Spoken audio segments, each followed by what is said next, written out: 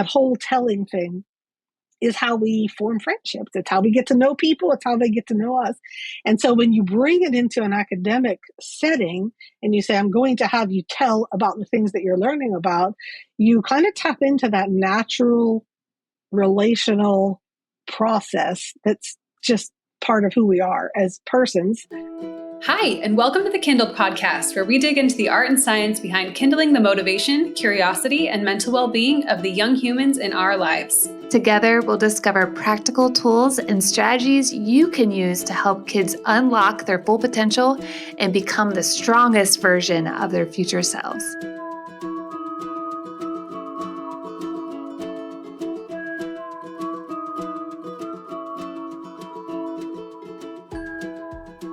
So we're going to talk to Karen Glass. She has been studying and learning about Charlotte Mason's philosophy of education since 1994. She homeschooled her 4 children who are now all adult graduates, but her passion for this life-giving view of education has not diminished, and she welcomes opportunities to share it with others. She has spoken at homeschool conferences, taught online classes, conducted teacher trainings at schools, and served as an adjunct professor to teach college-level classes. She is also the author of several books based upon Charlotte Mason's ideas, including Consider This, Know and Tell, The Art of Narration, and Vital Harmony, and most recently, Much May Be Done with Sparrows. After living in Krakow, Poland for almost 25 years, she now lives in rural Indiana, where she continues to read, learn, teach, and write. Okay, let's go talk to Karen. Karen, we are so excited to have you on the Kindled podcast. Thank you for joining us. Well, thank you so much for inviting me. I'm really excited to kind of meet your new audience. Absolutely. You know. We can't wait to introduce Charlotte Mason and narration to our audience. So can you start by sharing a little bit about your journey in education and, what inspired you to write a book? And it's called Know and Tell, which I love the name of that book. Super fun. Yes. Well, I started my educational journey when I realized I was going to need to homeschool my children. My husband and I were planning to move overseas for ministry, and that's just kind of the default. Like, I was planning to homeschool my children, and I was planning to just use a normal out-of-the-box curriculum without giving it too much thought. But then one of my kids were still quite small, like 3 and 9 months. I had the opportunity to go visit a homeschool curriculum fair. And I thought, well, I'm going to homeschool, so, I'll just go and see what they've got there. Even though I just, in the back of my mind, I was already defaulting, to this particular out-of-the-box curriculum. While I was there, I wandered around, and because I've always liked to read, like I've always been a reader, I was drawn to a particular vendor in the corner who had just a lot of books, like real books, interesting books that you'd want to read and not just textbooks. Real books. While I'm wandering around there with my babies, with my babies, he came up and handed me a copy of the book For the Children's Sake by Susan Schaefer Macaulay, which is kind of the gateway for most people my age to Charlotte Mason. Handed me the copy of the book and says, you need to read this book. So I bought it. I took it home, still have it, and read it. And I jokingly say, well, that curriculum lost a customer forever, because it completely shifted my perspective on what education is and what it's meant to do. And so I went wholeheartedly into Charlotte Mason. As soon as I finished reading that book, I ordered her books, Charlotte Mason's 6 fat volumes that she wrote about education, and just jumped right in and started reading them. And I had the same experience that most people do when they first start reading Charlotte Mason's own words. It's a little overwhelming. It's a lot overwhelming. And at the time, it was just kind of the dawn of the internet. And I was able to go online via AOL. There was no web or internet like we know it today, but I went online and I found other people, they're homeschoolers who wanted to read and study. And so we started reading and studying together. By the time my oldest actually was of an age to begin school, I'd had a couple of years of reading and thinking about it. And I was just really committed to the concept of, Charlotte Mason's view of education, which included narration. And I sometimes jokingly say the world and myself, we're all very lucky that my oldest child was a natural narrator. Not all kids are, but he was a natural narrator. And because of that, as I jumped in and started using it, I saw how effective it was very quickly, which doesn't always happen with a 6-year-old. It can take a little time for a child to grow into becoming a fluent narrator. But because my oldest was a natural narrator, he just showed me right away how effective it was. I share a story in Know and Tell where November of that first year, we read a book. It was Alice Dalglish's story of the Thanksgiving story, and age appropriate. And we read it and he narrated it, which I know we haven't really talked yet about what that is, but we will. And he read it and narrated it for about over the course of a week. And a friend called me at the end of the week, and she had a son a year older than mine, a year, a grade higher. And she was a little disappointed because he'd had a writing assignment about the first Thanksgiving in his curriculum, which is the same box curriculum that I had decided not to use. And he was supposed to write 2 sentences about the first Thanksgiving. And he had written, "The Pilgrims are nice, the Indians are nice." And she was a little bit just disappointed because it seemed a little bit lackluster. And so just after we were finished with the conversation, I, out of curiosity, went back to my son, who was 6 years old, and I said, "What can you tell me about the first Thanksgiving?" And he just told me the whole story because we'd read that book. He had narrated it. It was fresh in his mind, and he was able to articulate all of the events, including names and specifics. And if I didn't transcribe it, but if I had, it would have been like a page and a half long. And it gave me a vision very, very early in the process of what a difference narration could make in a child's education. And I thought, I want to see what's going to happen if we do this all the way through. So at the time, it wasn't Charlotte Mason wasn't widely used beyond elementary age children. And I didn't know anybody who had used Charlotte Mason's methods, but I was so impressed by what narration had done, what a difference it was making. At that stage, I really wanted to see it, and I committed us to it. I said, we're going to do it all the way through and see what happens. By the time he was about 10, and we had gotten into doing written narrations as well as oral ones, I remember thinking at the time, so this would have been about 2000 or so, I could write a whole book about this. Like, by then I had other children. I'd seen other families using narration. I'd had the experience of we're using narration with children who weren't natural narrators and how that worked with them, because he's the only one of my kids who is just a natural narrator. The others, are kind of more typical, which means they struggle and it takes a little longer to become fluent. And so by the time he was 10, I remember thinking, I could write a whole book about narration, which eventually I did in 2018. I think I published Know and Tell. It took you 18 by then I years.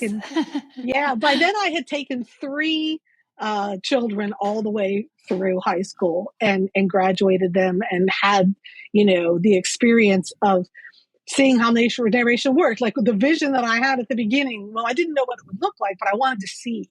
And so because of that, I paid a lot of attention across all of those years, not just to the way narration was working with my children, but the way that other families who were using it talked about it.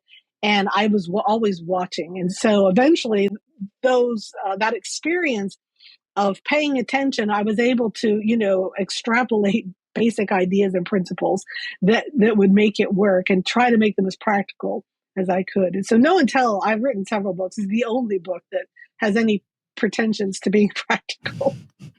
But how I found it was on Instagram, and I don't even think I followed the person. She was in her car and she had your book, and she was just like, even if you homeschool, you're an educator, even if you don't use Charlotte Mason, you need to read this book. And I was like, okay, what is this book all about?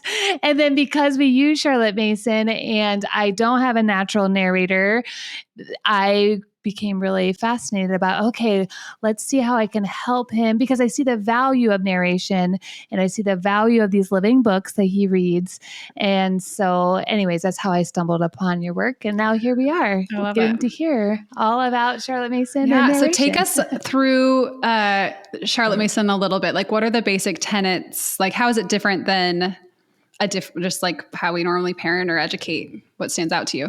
One of the things that I think really makes Charlotte Mason's approach to education distinctive is that she asks some really important questions about education, which if you look at the best educators throughout history and you look at what they were doing, they usually ask these same questions. And they're really basic questions. So, for example, what is a child?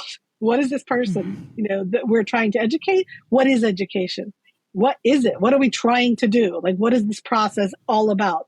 So a lot of times we tend to, as educators, jump into this process asking questions like, what curriculum do I need for math? How do I teach phonics? Really specific, nitty-gritty, practical things. But Charlotte Mason begins with these really big questions. And then once she answers them, what actually makes her kind of a genius, I would say, as an educational philosopher, is that once she answered those questions with what she considered to be principles, like undeniable principles about what a child and what education is. I'll get to that in a second.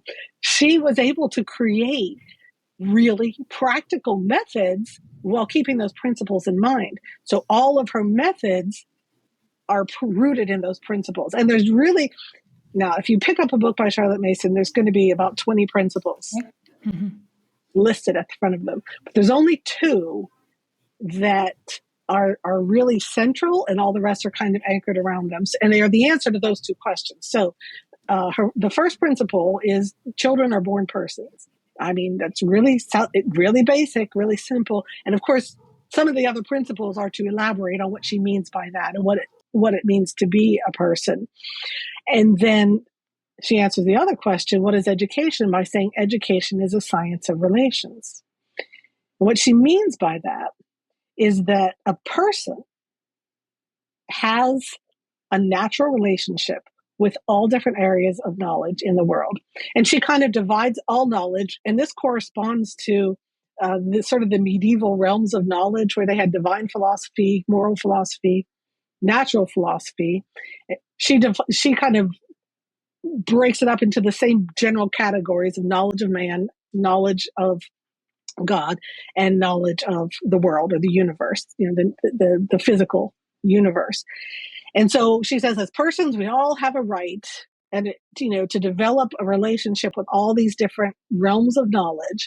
And so she makes the educational process about helping a child not just learn and remember certain specific information, but to actually, hopefully, begin to care. That's what we think of in terms of a relationship, that it's more than just head knowledge, but it's a heart response. It's caring. She even says at one point, the question isn't how much does the youth know when he's finished his education, how much does he care? That's what she's saying. It's all about the relationships. And then all of those practical things that we do in the Charlotte Mason educational paradigm, including narration, are relationship building activities, because that's, she keeps those ideas central even on a practical level. That's awesome. That's helpful. So hopefully that's good. I know we could do a whole episode on this. Yeah. And I love that the relationship, it just isn't the relationship between the adult and the child, but it's the child's relationship to the world and to what they're learning. I just think right now we have beans growing on our windowsill. And sometimes, my son is on the spectrum and or autistic. And sometimes, he gets very, very hyper-focused on something, and it's really hard for him to form relationships with other things. And so he started school 2 weeks ago, and the very first day for science, instead of we use Aviary. And so instead of diving right into his science book, which I think he's reading The Girl Who Drew Butterflies, and he's reading an Aristotle book. And so instead of diving into that, it just said to plant some beans. And it's so amazing to watch his relationship with these plants. And so it's not just about, and then now he has started reading the books that go along with why he needs to plant these beans. But it was really as you're talking, I'm like, yeah, like he is developing this really beautiful relationship for things that grow. And then he went into my bin that has, I mean, we have lots of seeds and he hasn't seemed interested in at all. And he's pulling them all out and he's looking at the cooling hours and figuring out whenever we can start growing things. And this was just all just ignited by planting a few, beans, which is really cool. Right. So that is, that's the underlying philosophy, and it's why narration is such an important piece of what people think of as a Charlotte Mason education, because narration is a relationship building practice. Yeah. So can you dive into that? Like, what is narration? A lot of people may be unfamiliar that we've been saying the word a lot. So can you tell us what it is? And then how does it differ from other forms of learning activities that, because this could, again, narration could be used in a traditional classroom as well, or in a homeschool environment. So like, how is that different? And then also just what is it? Right. Okay. So narration is basically a natural human activity. It's the same thing as telling, just telling. So, I mean, it's a natural part of our lives. So, if your child goes to a brick and mortar school and they come home and you say, well, what happened today? Or you start telling them about what happened at home while they were gone, you're narrating to each other. If you read a book or listen to a great podcast or watch a great movie, and you go and start talking to a friend or your spouse about it because you want them to enter in and share your enthusiasm for it, that's narration. Like, it is the most basic kind of, relating to somebody else, usually something, anything. It's not, we just narrate about our lives. And I said it's a relationship building activity. And when you think of that in that context, you understand that. When you talk to other people, that's how relationships form. The more personal, you tell them things, the more personal the relationship becomes. But even in, like, if you're at a doctor's office relating, the symptoms of your illness to your doctor, you're still narrating. It's just a professional relationship. But that whole telling thing is how we form friendships. It's how we get to know people. It's how they get to know us. And so when you bring it into an academic setting and you say, I'm going to have you tell about the things that you're learning about, you kind of tap into that natural relational process that's just part of who we are as persons. Again, it's related to that principle, of who we are as persons and the way that we interact and relate with each other and with other things. So what it looks like if you're using narration in an academic setting is that a teacher or a parent will read something to a younger child, or a child is able to read for themselves, may go ahead and read something, and then the child is invited to tell it back in their own words. So it's not like they need to memorize it word for word and retell it. And building the habit of doing this this is one of the reasons it could take a little longer. In Charlotte Mason's world, she said, this is going to happen naturally. Believe me, your 3, your 4, your 5-year-old children, they will narrate. Just, it's a natural thing. They're going to tell you all kinds of stuff. But she says, don't ask them to do it formally before they're 6. So she would begin around age 6 with this formal request to say, here's some specific material that I want you to narrate. And the reason that she waited until then is because when you are called upon to narrate purposefully in that way, some specific material, there's a huge amount of mental activity that has to go into it. I mean, you have to understand what was heard. You have to remember what was in the material. You have to order it. You have to find a beginning place and then work your way through it in some kind of an orderly fashion. And then you have to formulate the words and sentences, that will allow you to convey what it is that you've said. It's much, much easier to tell, what you had for breakfast or what happened at work today than to retell, a chapter in a book that you've read, or some specific, maybe you were reading about, a scientific principle or about some kind of animal. It's more difficult to tell that material. And it requires all of that mental activity. So it takes time for a child. As I said, my son was a natural narrator. He could, and there are natural narrators out there who just like, yep, that's no problem. Let me tell you all about it. And sometimes their narrations will be longer than the original material. There are other kids who really struggle to do that. But it doesn't mean that narration is less effective if it doesn't come as naturally to a child as that. It actually is more important for them because it's building their mental skills. All those habits of thinking. Narration actually trains you to think in a particular way.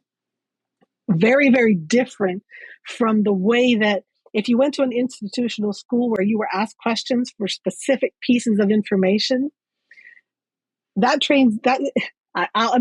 That's how it was when I went to school, and we were told, read the questions at the end of the section before you read the section.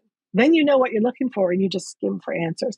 It's a very different process and it teaches you to think in a completely different way than when you have to listen with enough attention to be able to retell it in your own words. So that's what narration looks like, It sounds like it leads to a deeper learning and then also retention. Would you say that? And then I'm thinking about, we just interviewed Peter Liljedahl. Yeah. So he wrote a book called Building Thinking Classrooms, and his book is focusing on math, but he told us, you can't learn unless you think. But he was going into classrooms, like 400 classrooms, and noticing that kids were not thinking. They were just mimicking or doing what the teacher was saying. So what I'm hearing is narrating really helps them retain the information because they're having to, like you said, there's so many cognitive processes happening. They have to really listen. So that's building up, a really good habit. And then they have to, spit it back out. So I could imagine if you're doing this year after year, by the time you're 18, that you are a really good thinker and could use those skills for other things, especially if, you decide, to go on to college or whatever that may be. And so Katie wrote a curriculum for our micro schools, and it's called Treasure Hunt Reading. And so they had these little stories, like, they have the letter and then she has videos that go along with it. She's a Venture Kate. It's really cool. And so my 7-year-old has been doing these. And so I have been having him narrate these little stories back to me. And it is amazing. From the first day that I had him retell it to me, he gave me just a few details, just kind of like the pilgrims are nice, and then now we've been doing it for a couple of weeks and he's even adding his own details to the story because they're really short stories, but he's giving me details and then he's adding other adjectives and other words. And so it's really cool to see his mind developing just by using these 4 or 5 sentence stories in this curriculum that he's using. So you can really use narration even if you're not using Charlotte Mason. Oh, right. It's a method that it can be applied in, the classroom, in homeschools, in Sunday schools. I mean, just almost any application where you've got people, adults or children, in a learning situation, it can be used in all of those things, in all of those things. And we've talked about narration, because, when you first start kind of trying to understand what it is, we talk about it this way, where the telling is just orally telling it back. But eventually that could become written narration, and it builds communication and writing skills, from age 6 to 18, as you said. This is helping children become better communicators. I read an article in Forbes magazine quite a few years ago now, and it was talking about the top, I don't remember the exact number, but like the top skills that employers look for. Like these are the most things they value the most. And 9/10 of them were accomplished through narration because they were all communication skills. And so, no matter what our students, are going to do later in life, my son, my natural communicator son, is now 34 years old, and he's a sheriff's deputy. He's a Marine. He's in the Marine Reserves, and he has told me on multiple occasions situations where his narration, habits and his practice, his ability to speak has impressed people. And he has to write, he's a sheriff's deputy, so he has to write a report of every interaction he has with everybody everywhere every day. They have to make reports. And so there's his narration skills prepared him for that. When he was in training in the Marines, he had to read dispatches, and you're supposed to summarize the orders and retell them because they just come in a bullet point form, but you have to explain them so that everybody in the group understands. And they just randomly picked a couple of people to demonstrate what it might look like. And so they randomly picked him, and he did such an amazing job that they took him, because he was just a recruit at the time. They took him to the officers group where they were doing the same sort of thing and had him demonstrate it for them, because his awesome. Narration skills were just, had prepared him to do this thing that they needed done. And that's the thing about narration. It helps to build communication skills, both orally and in writing. Comprehension skills, like you said, memory.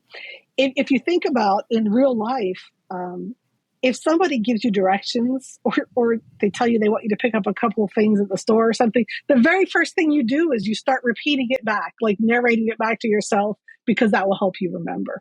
So yes, as you said, narration does play a role in memory. And it also, because you have to deal with all of your knowledge kind of as a whole, it helps to make connections. You're always making connections. And remember, education is a science of relations in a Charlotte Mason paradigm. And this kind of activity helps you connect the things you're learning now with what you've already learned before.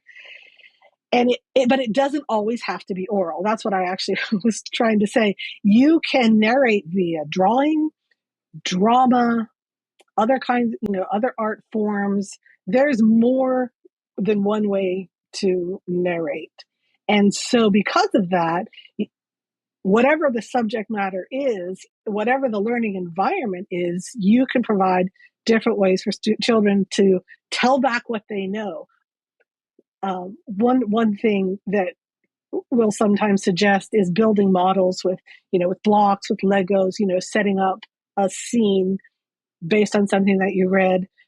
And I sometimes say to moms, Minecraft narrations are a thing.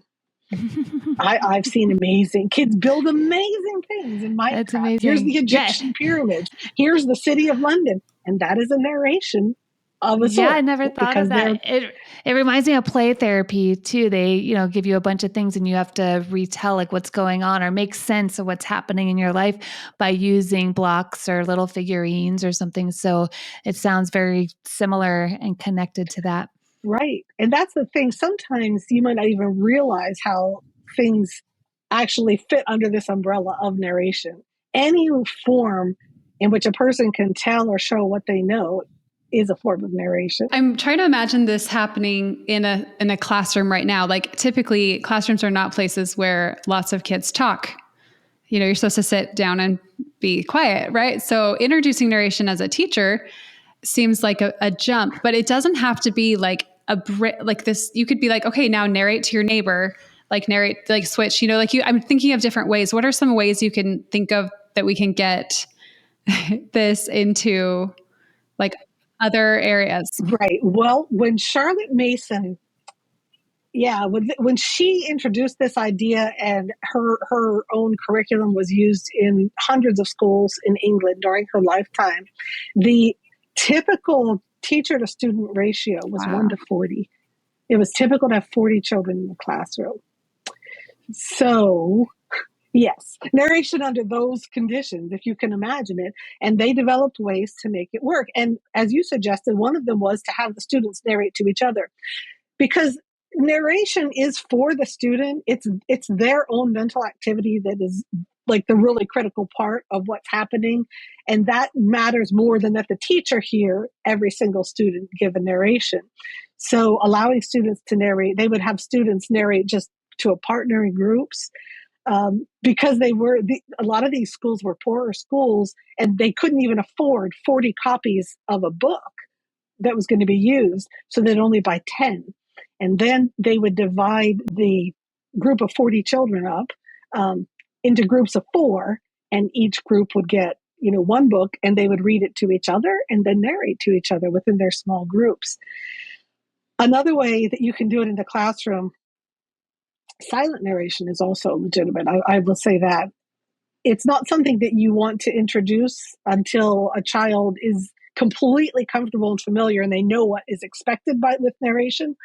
But once they do, you can ask them to narrate silently to themselves. So, for example, in a classroom, if there's been a lesson either where the teacher read something or some material, or students read material for themselves, you could say, okay, I want you to go ahead and narrate it to yourself silently for 2 minutes, and then you can begin a group narration where you have a child start at the beginning, narrate a part, and you just stop them and say, call on the next person to pick it up and go through the narration where each child just narrates a part. And narrating a part is a legitimate mental exercise. It doesn't have to be every single thing I ever learn. I personally have to narrate the whole thing.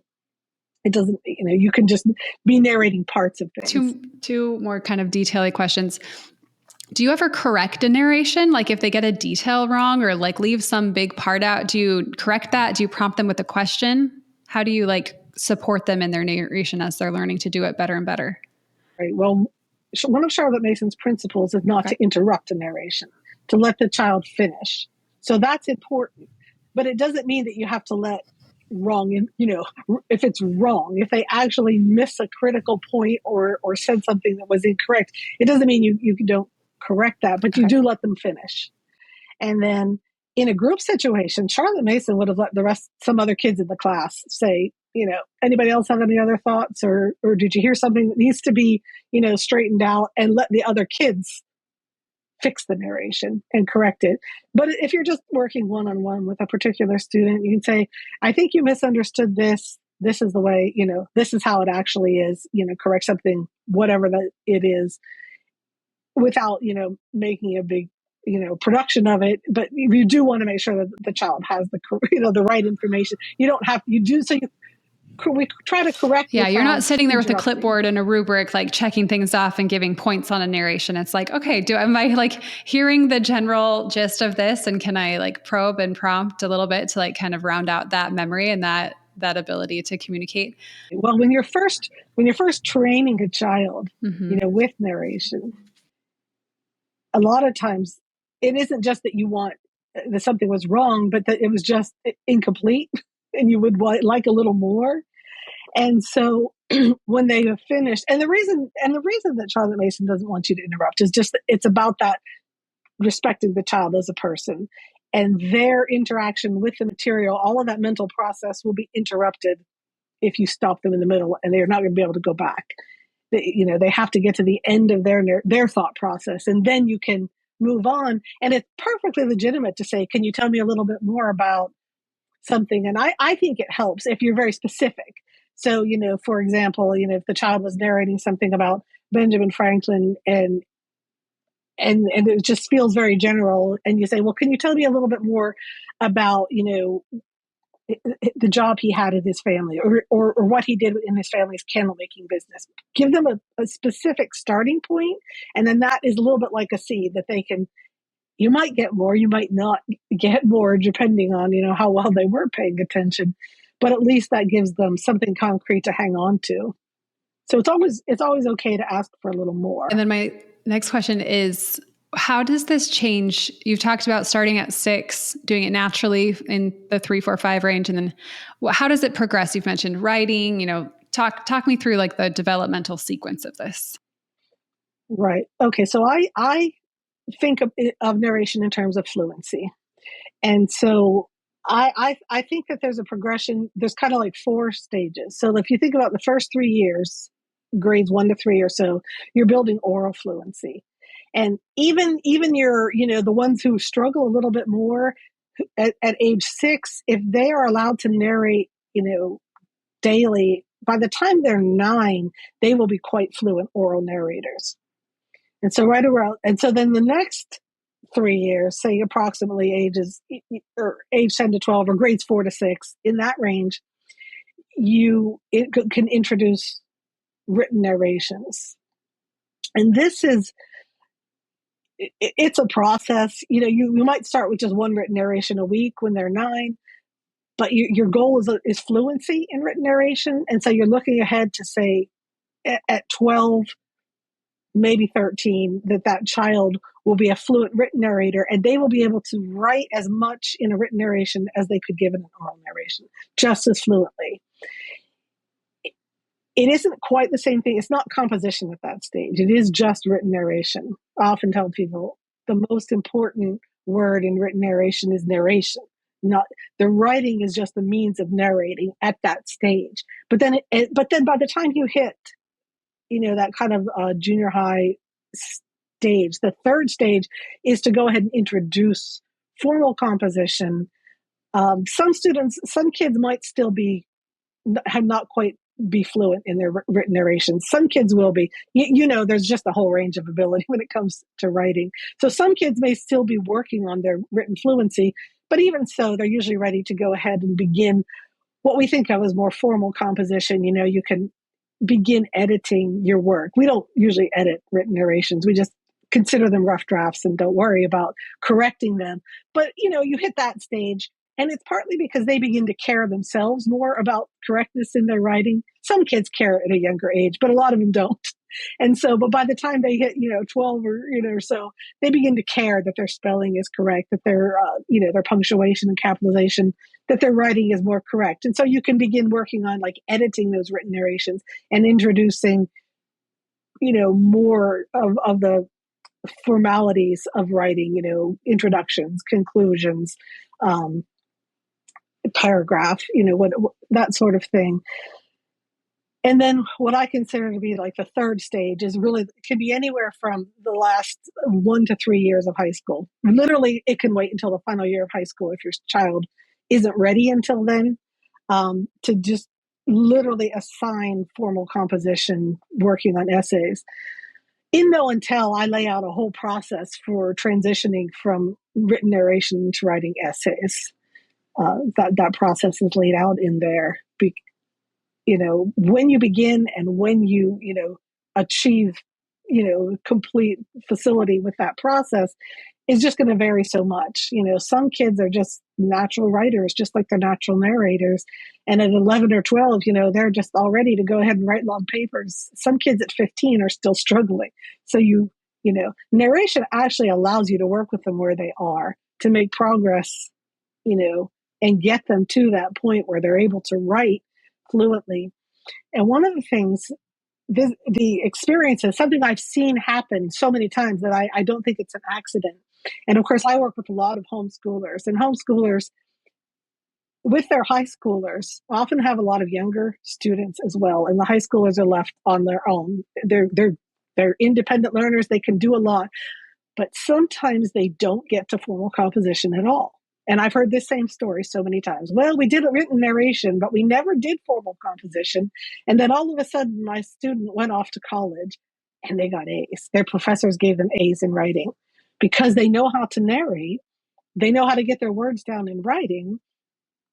And it's not that difficult for, a 16, 17, 18-year-old who can write their thoughts down, on paper, to very quickly pick up the conventions of how that writing needs to be presented in a classroom situation. And they're just prepared and ready to adapt their narration to the writing assignments they get in college.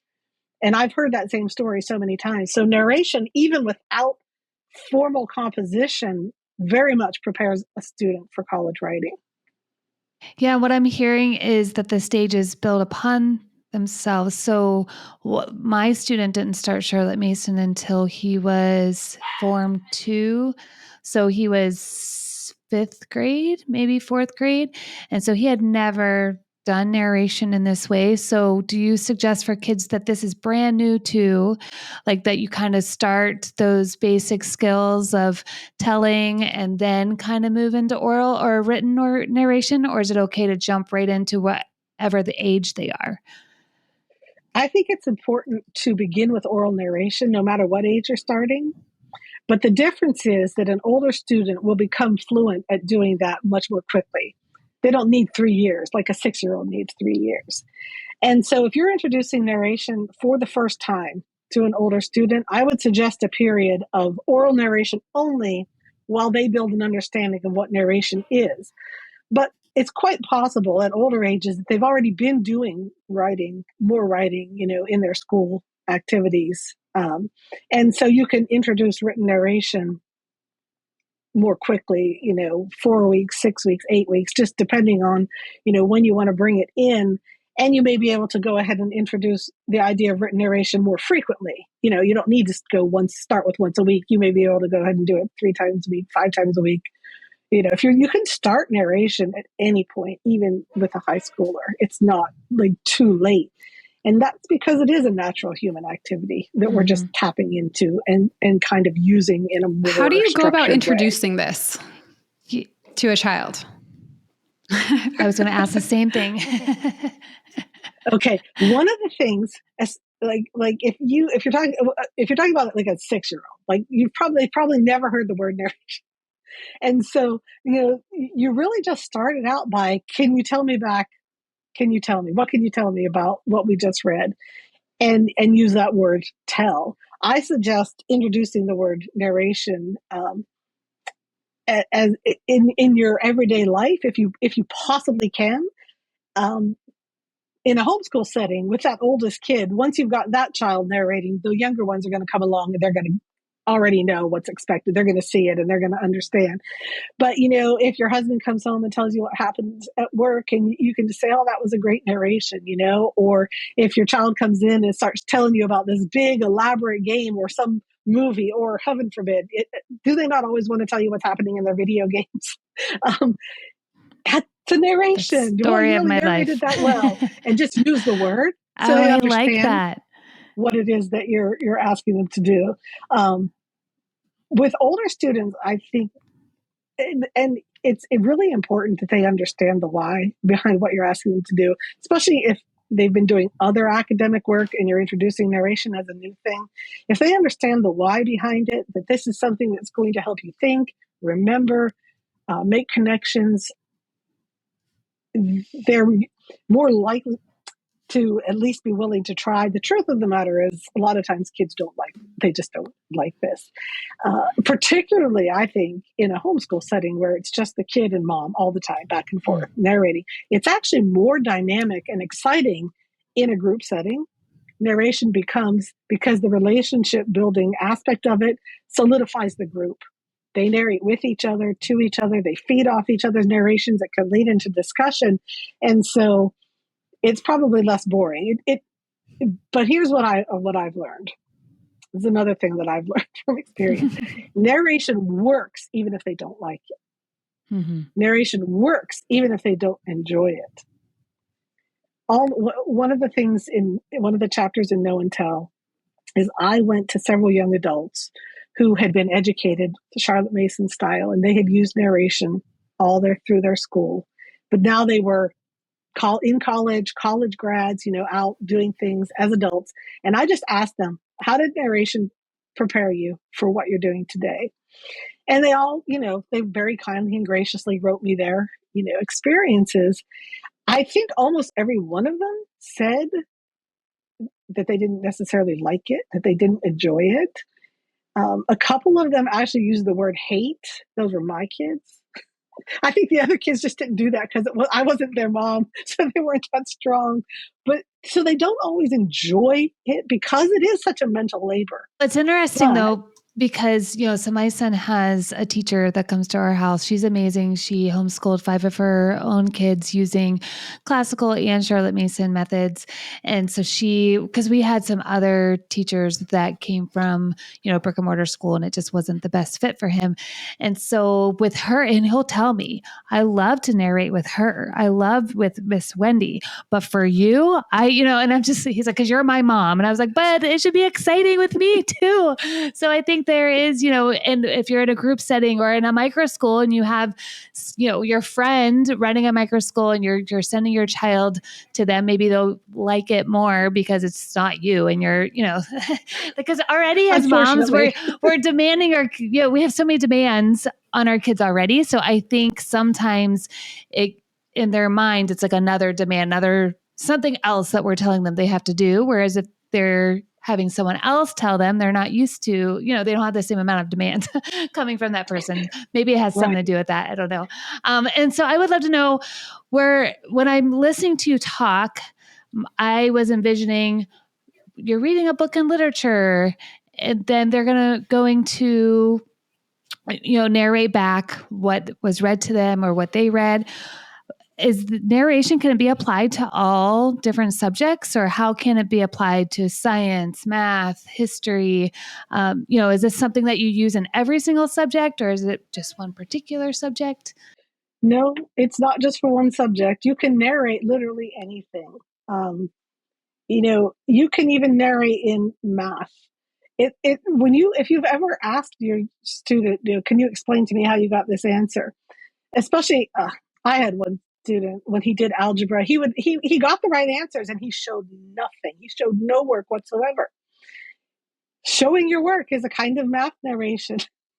You're showing me the steps that you took to get there, but also explaining it orally. Tell me how you got this answer. How did you solve this problem? But I mean, you can narrate, and this is one of the ways where if you are teaching, different subjects, narration might take different forms. In science, it might be a perfectly legitimate way to narrate, to draw a diagram or make a table with information. That is a kind of narration as well, to collect it. In things like history, drawing a picture or acting it out, dramatizing something that's happened, setting up a model, it's not, these are the kinds of activities that you sometimes see, in all kinds of school environments, make a diorama. That's a kind of narration too, because you're showing or telling what you know. There's really any way that people can communicate is a way that you can narrate. And there's always a way of sharing or telling what you know about any subject. So, one of the things that Charlotte Mason often does in her schools, and Charlotte Mason educators do today, is picture study, which looks like, it's a piece of visual art. So the child looks at a painting, usually, a famous or well-known painting, a prominent artist. And then she would just, after they looked carefully at it, she'd have them, put it away, turn it over, and then tell what they saw. But a lot of times kids like to narrate their paintings in other ways. And so I've seen Lego models set up to look like, this is such a good idea. what they were seeing in the painting. I've seen like graph paper where they graphed a graph version of, either a detail in the painting or a whole painting. My son has sketched. You could take a graph like that. Yeah, he has sketched his with perler beads or something, and make, a version of a painting. Your son likes to sketch what he's seeing. Well, yeah, he'll sketch because we do picture study every Monday, and sometimes he'll sketch or watercolor or clay. He's done clay models of some of the paintings. And with Alvieri, they pick one artist per term. And so he really gets to dive in. And they even did last year, one of the terms, he did a sculptor. So it wasn't just paintings. And then he, would sculpt them. And I guess that's a form of narration that I never thought of. It absolutely is. And so there's really nothing, when you really kind of, start thinking about how you can tell somebody what you've learned, what you've seen, what you know. As I said, whether it's, by talking or writing or drawing. In Prenda, we have a whole picture study section, especially for our littles, and an artist, like a people section, to talk about the artist, and very Charlotte Mason inspired. And one of my favorite things that our kids do is just play like you are this painting, play like you are this beautiful piece of music, So it's like, they'll bring in, it's like, well, what was the other day? They were doing something about Charlemagne. This was a while ago. And they were like playing Charlemagne and like play, like they had read something and then they were like acting it out, but not really like acting it out like a play, but they're just like acting like they're these people and being creative. And I just thought like, oh, they're pulling out little details of like what they were just read, and then they're like expressing that in their play. I'm like, that's a really cool little callback that shows like, oh, I noticed that detail and I'm holding on to that. It's very fun. Right. And that's exactly how narration can come out naturally with younger children, but even older kids. Like you say, they may want to play at what they've had. And sometimes with special needs children, you will see that they are processing the things that they've learned, and that will come out in their play. I have a friend with a special needs child who had some pretty serious speech issues and delays. And so narration, just normal spoken narration, was difficult for them. But she was reading him, she was reading Pilgrim's Progress. And there was one particular episode in there where a couple of the characters are trapped by falling into a pit. And she found him in their backyard, and he was digging a pit. And she realized that he was, in a sense, narrating the story, and in his play that they had read from the thing. And so, narration, there's really no limits on how it can be applied. It's as creative as students and teachers want to be. It can take almost any form that human communication can take. I love this so much. So we could keep talking about all things Charlotte Mason narration, but we do need to wrap up. So this is a question we ask all of our guests, Karen. So who is someone who has kindled your love of learning or curiosity, motivation, passion? If you could totally pick Charlotte Mason, it sounds like she has really inspired you. Me, Charlotte Mason is she has one of the deepest and broadest minds, her thought, that I've ever encountered from anybody that I've ever read. It's been a process of mine, ongoing, and I guarantee you I will never catch up. But to read what Charlotte Mason read. And so she has those 6, thick books that she wrote herself, but within them are references to scores and scores and scores of other books and works that she read or was familiar with. And I've kind of gone behind her.